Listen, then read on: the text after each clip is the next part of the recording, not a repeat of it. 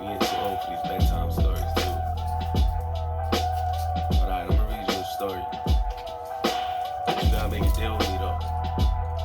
After I read you this, you going to bed. That's the deal? Alright.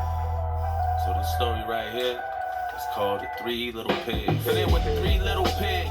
They was all grown up, and they were drinking some hot coffee and eating donuts. It was a beautiful sunny day, some real perfect weather, and the pigs was dressed the same, cause they all work together, and that job ain't really easy, and their work is kinda scary, so they all got water guns. That's their favorite thing to carry, and they'll squirt you more than once if they think it's necessary, but we'll talk about that later.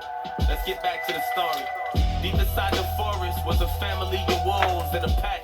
Even though they had sharp teeth and they were black, ain't really mean that they'll attack.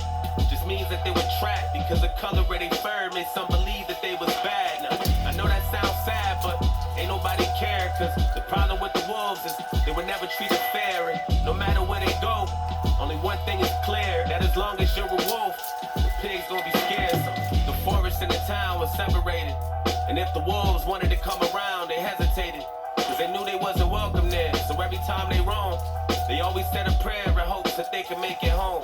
The night was getting cold and all the food was running low. And then right here is a picture of some pots on the stove, some empty cabinets, some old bread with the mold. Let me flip the page real quick. And one of the wolves said they gon' drive up to the store, and so he hopped inside his car. And before he cranked the key, he put his seatbelt on and buckled up to be as safe can be. Followed every traffic rule on the way from A to Z, and then he went to, man, let me skip to the good part. So after he bought some groceries and he was done for good, then he put the food inside his trunk as fast as he could. Then he started driving perfectly and headed towards the woods until he seen the pig's car and knew this probably wasn't good.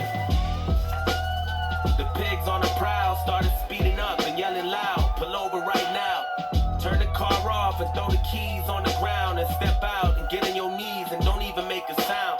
The wolf said, wow, how is this allowed? I got my license, registration, why you trying to take me down? And he was real scared cause he knew what the pig's about, so he refused to get out and started speeding to his house. Then he pulled up, hopped out, almost fell down, but ran inside the front door. That's when he locked the pigs out. Then the pigs screamed loud, get about this house now, or I'ma huff, I'ma puff, I'ma blow this house down. And now they got the house surrounded, pointing all their water guns, about to shoot some water rounds. Kicked the door down and all they heard was water sounds.